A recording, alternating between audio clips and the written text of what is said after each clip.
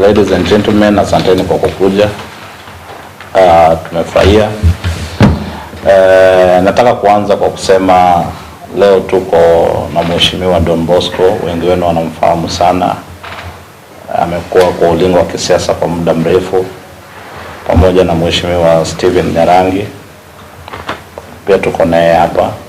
Tuko na ndugu yangu hapa Cliff. Mimi mnanijua naitwa Dr. Kisii. Na leo ni muda mrefu sana hamjasikia kutoka kwa Mheshimiwa Don Bosco Gishana. Pale nje watu wanamfahamu sana kwa sababu yeye ndo ule maarufu kabisa. From 2007 amekuwa kwa ulingo wa kisiasa. In fact aliingia siasa kama ni mdogo kama nyinyi wengi wenu hapa akiwa at the age of 25. Na mnamjua ni maarufu sana kwa kupea Raila Amolo Odinga hama.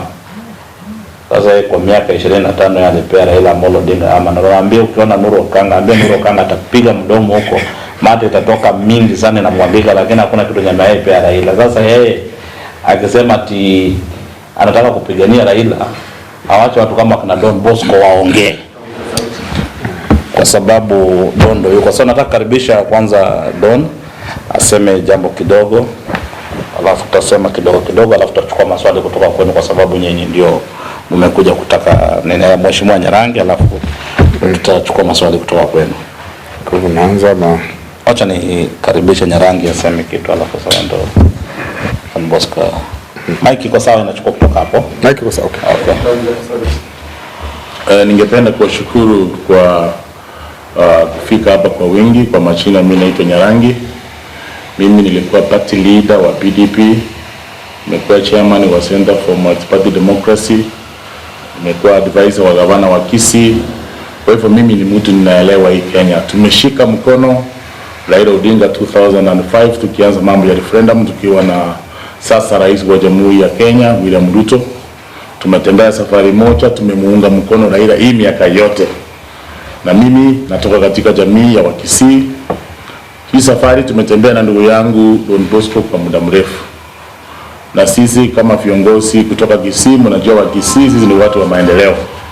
Si watu wa kupiga midomo, kurusha mawe ama kufanya mambo mingi ya tauni ambayo haina maana.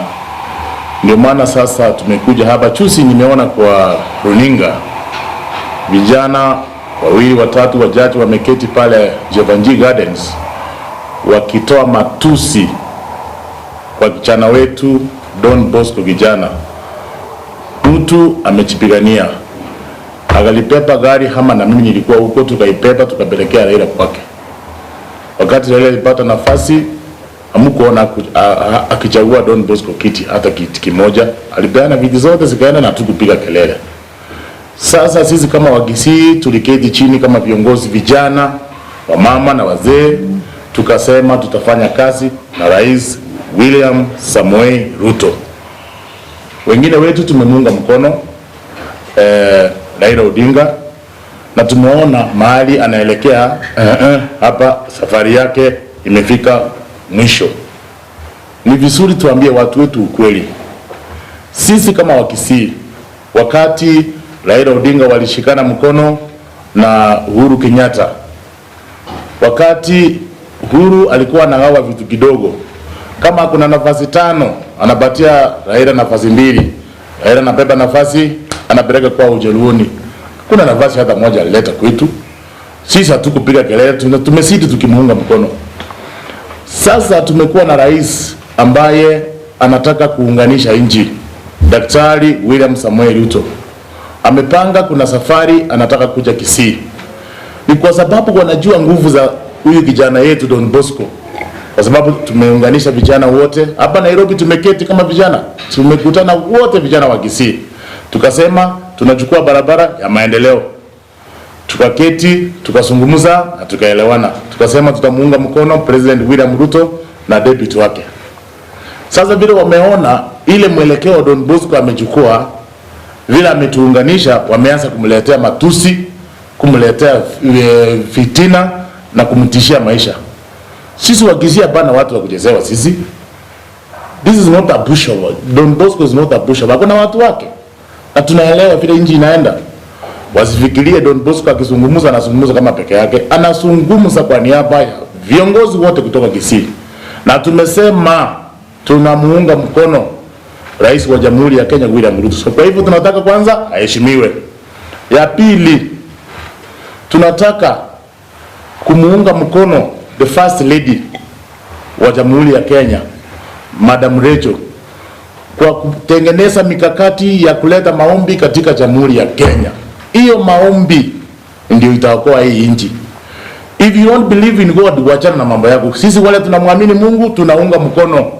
Ongeza watu kufika hata 10,000, 100,000, 200,000, so long as tuweke nchi yetu katika maombi na tuweke mbele.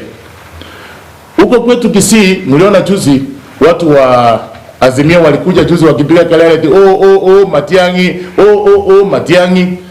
Sisi viongozi wa Kisii tulimuonya Matiang'i, tukamwambia hii nguvu umepewa, hii nguvu inaenda ikipotea, itaenda ikiisha. Watu wengi wamekuwa na hiyo nguvu, wameenda. Akamea pembe. Alikuja akatukuta sisi tukiwa tunakula lunch, dinner kwa gavana Ongwae. Akatuma maaskari 400 wakaruka juu ya minanda, wakaruka juu ya gate, wakakuta tunakula sapa na mheshimiwa Profesa Ongeri na viongozi wengine wengi. Walimwaga chakula, wakachapa watu, wakawatoa nje. Na ni usiku saa 4. Kama amekuja kwetu na akaona mzee mwenye ako na miaka 80 plus, Profesa Ongeri wakamnyang'anya mboga kutoka kwa mdomo. Na huyu mzee aliwaambia hivi, mimi ni mzee, nimekuajia Mungu. Sasa wakati anafuna vitu walifanya, mnatuambia vitu wa Kisii tuingie nani tukuje kumsaidia? Afune utinga wake alitengeneza. Alitusi William Ruto mara ngapi? Alienda Nyamira akakamata watu wengi akaweka ndani. Alikuwa na nguvu, hakuwa anafikiria kama itafika mwisho. Matiang'i alibeba kichwa na pepe hiyo kichwa yake aende nayo. Sisi kama wa Kisii, ile mkondo wa sheria inachukuliwa, ichukue mkondo yake. Mtu huwezi kwenda ufanye makosa alafu kuanza kutuambia sisi kama community eti sasa kuja hapa mumsaidie. Mtu anaitwa Fred Matiang'i hakutuita kama viongozi wakisha tuambie mimi nimekuwa sasa kama president, because alikuwa kama president. Atuambie ni watu wangapi wanafanya kazi kwa ministry fulani, ni wainue watu wangapi naandika askari. Hakuna mtu alisaidia. Sisi tunataka kusema hivi, mimi ni Mkristo na mimi ni mja Mungu, lakini ikifika mahali pa sheria, kama umefanya makosa, beba msalaba wako Matiang'i, usiingize sisi wa Kisii ndani. We are not part of you. Sisi hatuko na wewe. Beba msalaba wako na serikali. Kama mnaona kuna makosa iko hapo, funga huyo mtu, weka ndani. Hatuna huruma na huyo mtu. Kwa hivyo tunataka kuambia President William Ruto na Deputy President wake Rigiji, sisi wa Kisii hatuko nyuma ya huyu mtu akiwa na makosa yake. Kama watapata sheria ikichukue mkondo wake awekwe ndani, fungia ndani. Funga kabisa na mfungie kabisa. Sisi wa Kisii hatuko huko. Kwa hivyo tunataka kusema hivi, tuko tayari kufanya kazi na President William Ruto, na hatutataka mtu anachezea kijana yetu Don Bosco. Huyu ndiye ametuunganisha, na tutakuwa pamoja tukiteremka tukiendelea. Ya mwisho, President wetu William Ruto anataka kutembea katika jimbo letu la Kisii. Mliona hivi majuzi kulikuwa na safari ya President William Ruto, alienda Homa Bay, Siaya, akaenda Kisumu. Raila akapanda ndege akaenda South Africa.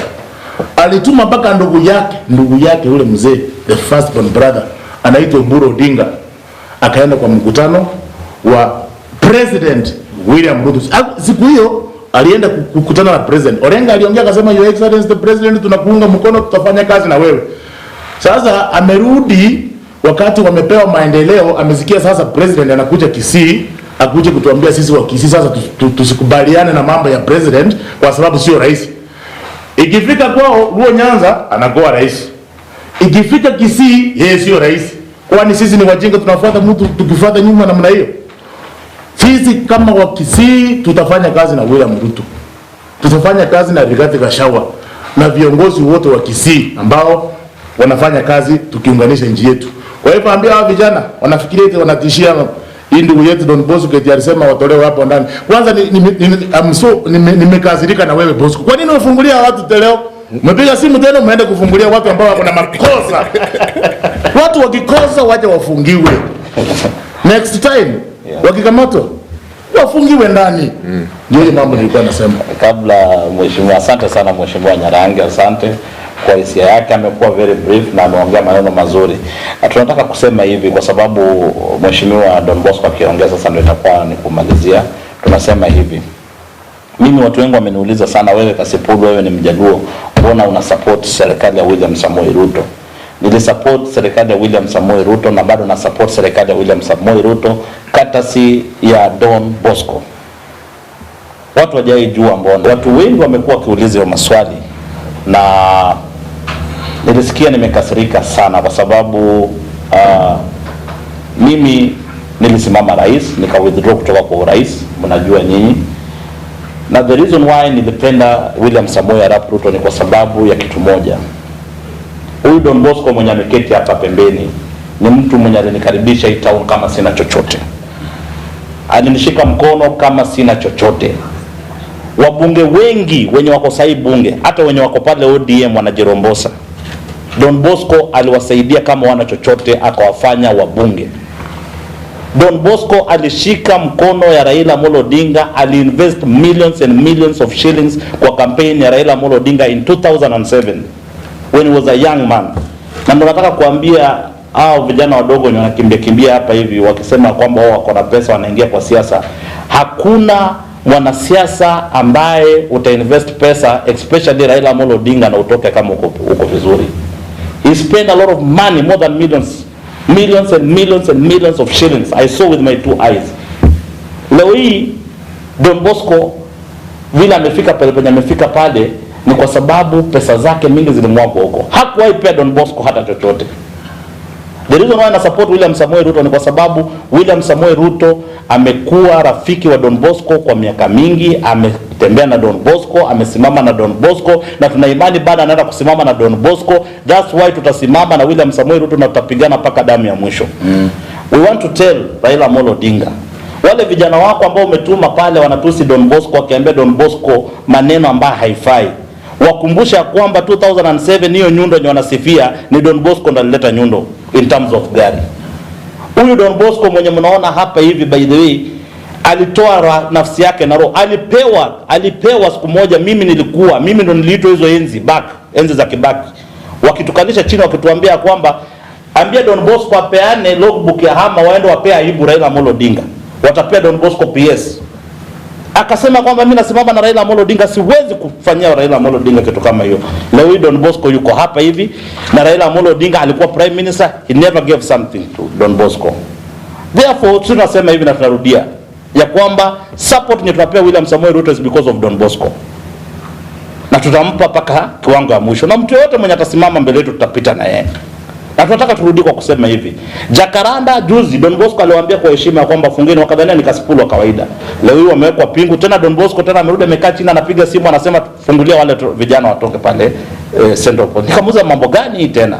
Sio kwa mawapea 48, akasema hapana, wana watoto, wanawake, wananini, wafanye nini? Watoke, kwa sababu hauwezi kuharibu ama kutusi mtu ambaye anaheshimika na rais wa nchi. Sitasema mengi na sitanena mengi. Wacha niwape Don Bosco nafasi aongee, alafu tutafunga hiyo mada. Mmekuja hapa siku ya leo. Sina mengi sana. Kwanza kabisa ni kuhusu wale vijana kule Jacaranda, bunge la wananchi. Matusi walioyatoa kutoka vinywa vyao kuelekea kwangu.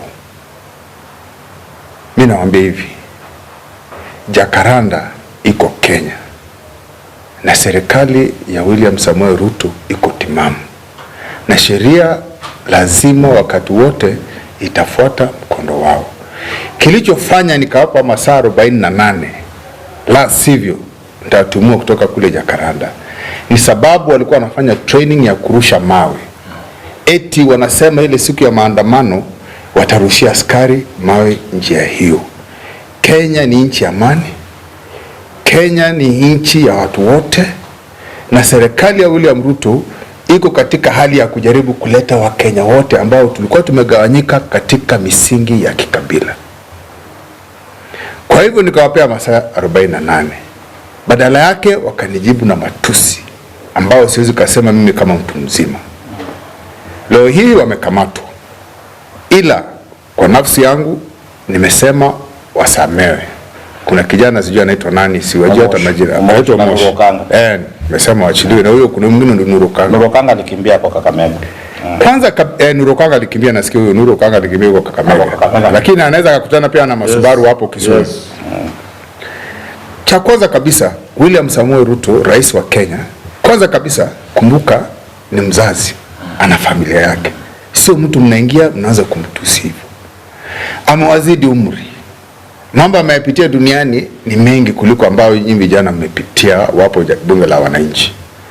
Mwisho kabisa ni rais wa Jamhuri ya Kenya ambaye alichaguliwa na Wakenya wengi. Na sasa ni rais ya wale waliompigia kura na wale pia ambao hawakumpigia kura. Inastahili aheshimiwe. Kama kuna maneno mnataka kusema, kuna vile mnaweza mkayasema mkiwa na adabu. Mnafanya siasa ya heshima, mature politics. Hawa vijana watatoka leo wakirudia subutu. Mkirudia kurudi kule Jakaranda kutukana rais, kile kiwanja tutaenda kukibadilisha ikuwe ni ya kufanya tamasha na hamtaiona. Jivajisi tumefunga. Kuna mwingine anaitwa Gaucho. Sikiza na randa tu town hapa hana platform. Hata apitianga hapo karibu. Na nyinyi vijana mnaendelea kusema kuhusu bei ya unga, bei ya mafuta ya kupika, bei ya mafuta ya gari imepanda. Sio Kenya tu imepanda dunia nzima. Na sisi tukifanya kampeni yetu tulisema tutarudisha gharama ya maisha chini. Mkumbuke ilichukua miaka 4 baada ya Uhuru kupeana salamu na Raila, wakaanza kuharibu uchumi, wakapora mali ya nchi. Kulikuwa na mambo yanayoitwa ubadhirifu wa mali. Nyinyi mnatarajia ndani ya miezi 4 miezi 6 ikuwe imerekebishwa yote. Hata hivyo baada ya miaka mingi sasa tuko na rais ambaye yuko timamu. Uhuru alikuwa tu amelala status akipiga drink na ndoo. Nyinyi mlikuwa mnaona ndoo. Nyinyi mlikuwa mnaona mko na rais, kumbe hakuna hamkuwa na kitu. Ruto ndiye alikuwa ameshikilia. Walipomtoa nje ya serikali ndio mkoona sasa bei ikaanza kupaa. Sasa hizi vile tunaongea hivi, kuna shirika la Kenya National Trading Corporation wameagiza kutoka nje ngano, wameagiza mafuta ya kupikia, wameagiza mahindi, wameagiza sukari. Serikali ishachukua zaidi ya maduka 500,000. Hali hizo bidhaa zitakuwa zinauzwa kwa bei ya chini. Kwa hivyo ndani ya siku chache gharama ya maisha itaenda kushuka. Na wanaosababisha pia gharama inaenda juu kuna makartels. Kama mfano kwa maziwa, unajua familia ya Kenyatta ndio cartel kule. Ndio inafanya maziwa inakuwa bei ya juu. Ukija kwa kahawa kuna cartels. Sasa hizo cartels ndio zinaenda kuondolewa. Itakuwa serikali inaagiza bidhaa kutoka nje, nyingine inanunua kwa wakulima, alafu tena tunauza direct kwa wananchi. Sasa hawa kina Raila ni siasa wanacheza. Wanataka waingie ndani ya serikali. Na mimi nawaambia nyinyi mnapiga mdomo, mnataka kufanya maandamano, nawaambia hivi, si kulikuwa na handshake. Maisha ya vijana wa Jakaranda ilibadilika. Kuna kazi walipewa? Hakuwa kazi. Sasa raundi hii ambayo rais amesema hakuna handshake. Hata akipewa handshake maisha itaendelea ni ile ile.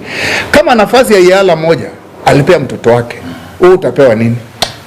Mtumie akili, msitumike na wanasiasa vibaya. Sisi tumekuwa kwa ulingo wa siasa miaka mingi sana. Siasa tunaelewa.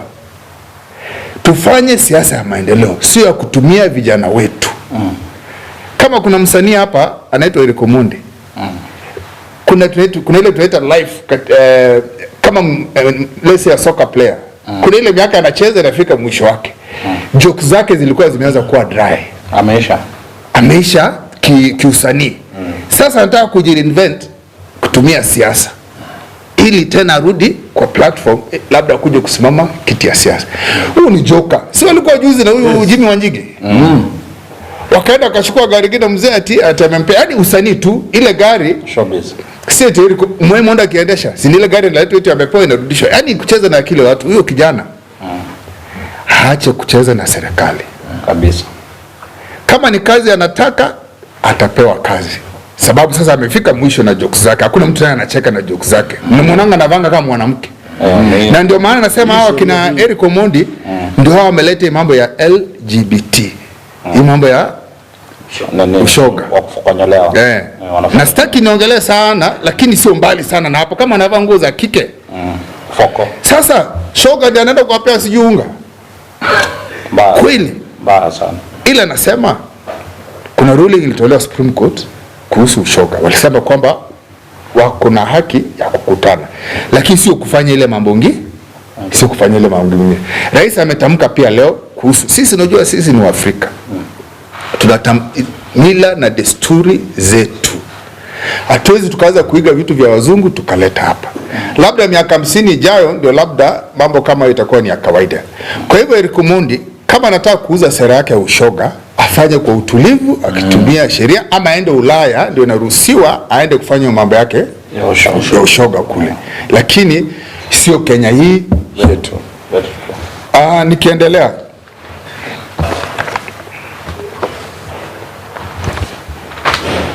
Rais alishasema hata kabla ya uchaguzi kwamba yeye hataingia kwenye mambo ya handshake. Akasema hii ni mongrel of a government, yani ni kitu haieleweki. Hujui kichwa iko wapi, mguu iko wapi, mkono iko wapi.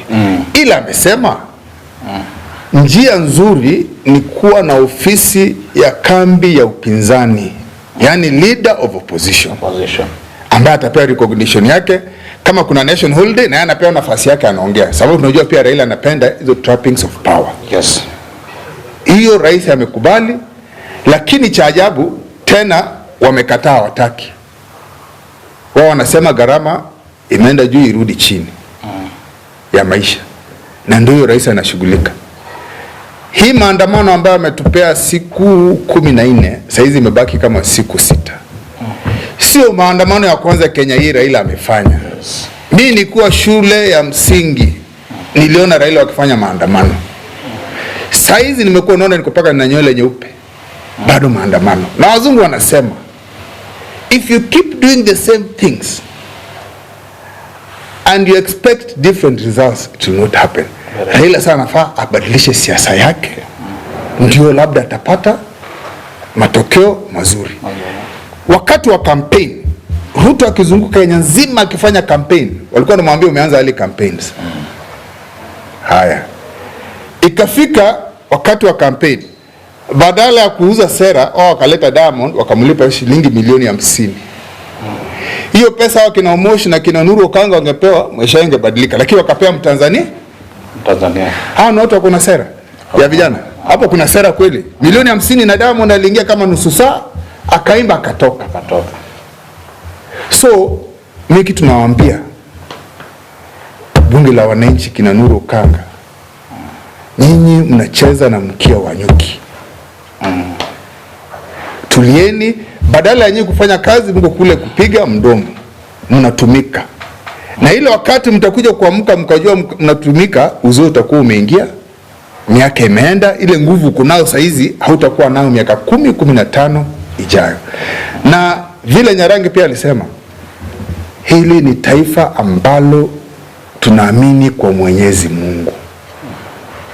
Mambo ya maombi itaendelea. Mambo ya kurudishia Mungu shukrani itaendelea. Na kama mama wa taifa ameamua kwamba atakuwa na watu wa kufanya maombi, tunamuomba tena aongeze wengine. Na kila Jumapili tutaendelea kuenda kanisani mpaka 2032 ikiendelea. Sababu Mungu ametupa siku 7. Kutenga siku moja kwa ajili ya ibada, shida iko wapi? Hakuna. Shida iko wapi? Hakuna.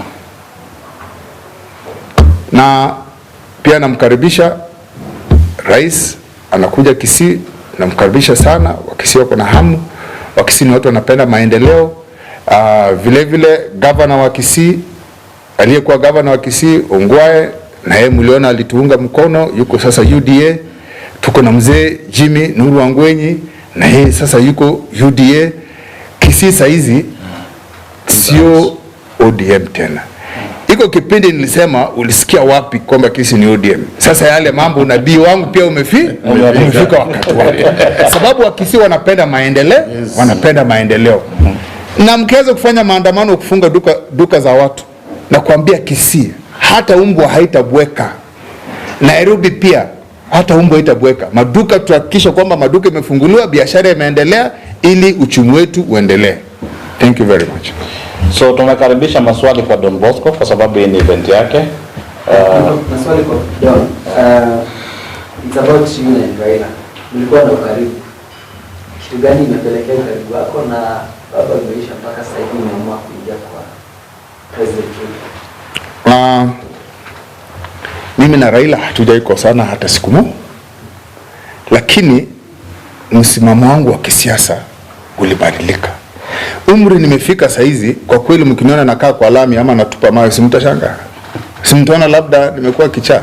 Nikasikiliza sera za Ruto ni za ile bottom up. Yaani tujiendeleze kiuchumi kuanzia chini ukielekea juu. Nikaona sera ya William Ruto inanivutia saizi kuliko ya Raila. Ukumbuka hata Ruto pia yeye aliyofanya maandamano na yeye, tulifanya na yeye maandamano 2007.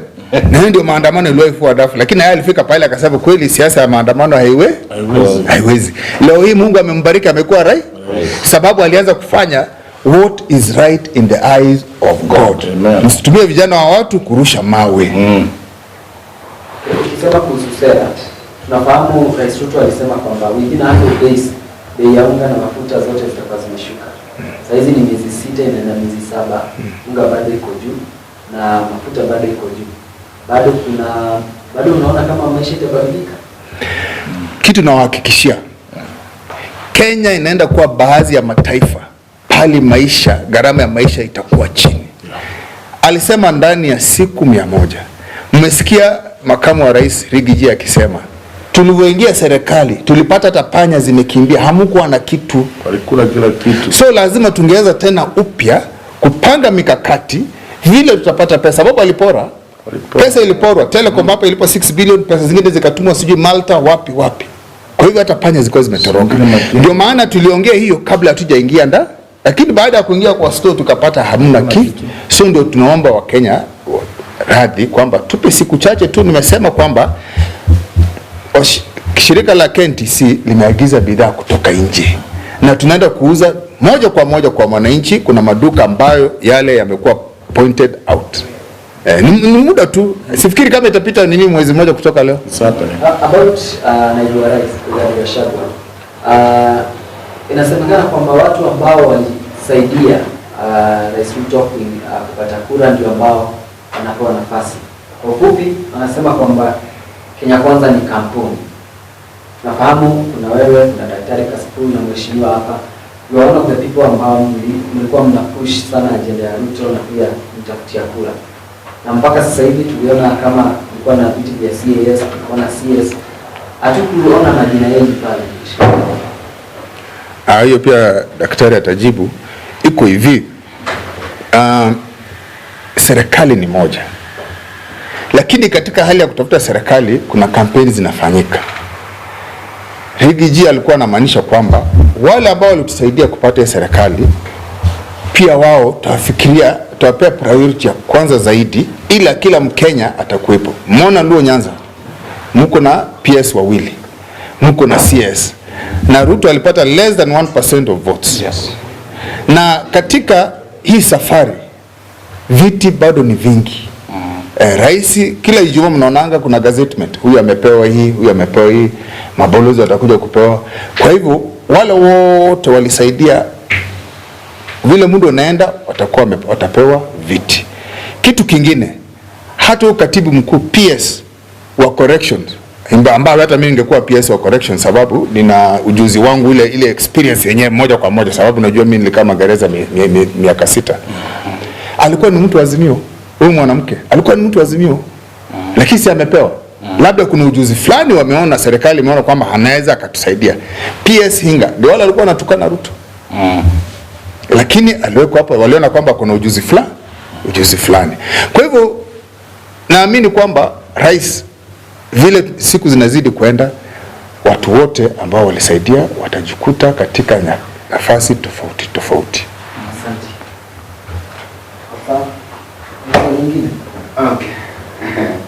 Okay, my name is William Astor TV. Swali langu ni kwa Daktari Kasipul.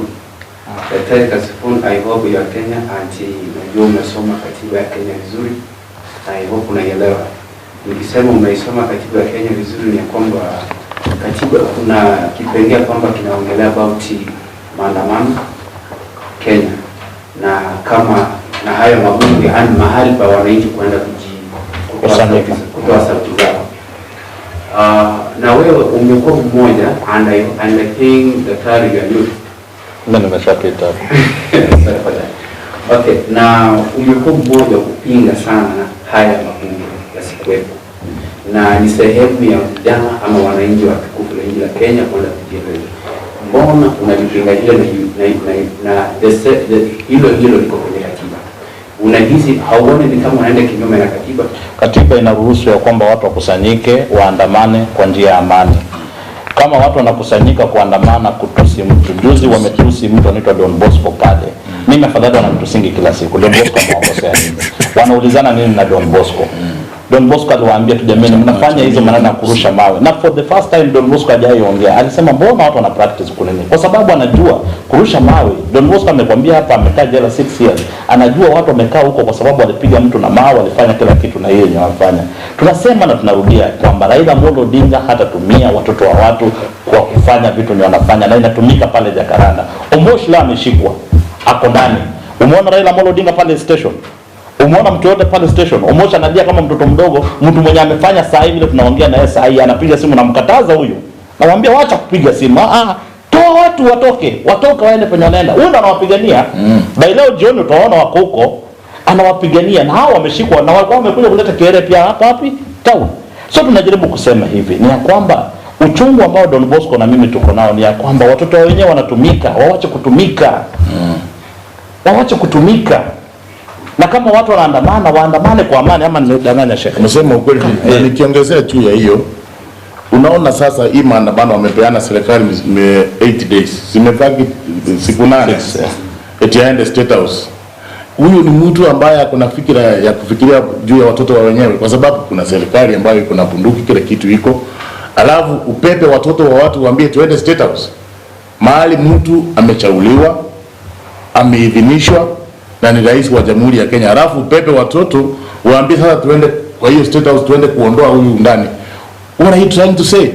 Si huyu mtu anataka kuleta vita katika Jamhuri ya Kenya? Ndio maana sisi tumesema hivi, hii tutaikubalia hiyo. Hatutafanya na mtu kwa namna hiyo. Hatutakubali mambo iende namna hiyo, na tunamwambia rais tuma askari kanyaga watu watoke hapa. You see, kitu kingine kama issue yao ni kuingia Ikulu, kama issue yao ya maandamano ni kuingia Ikulu, mimi namsihi Rais William Samoei Ruto wadi gazette Ikulu ya Nakuru ama Kisumu. Yes. Raila ingie ndani. Basi tumaliza mambo yote. Aingie tu. Aingie hadi gazeti Ikulu ya Kisumu, Raila ingie wamwekee furniture basi. Akae huko. Asante. Thank you.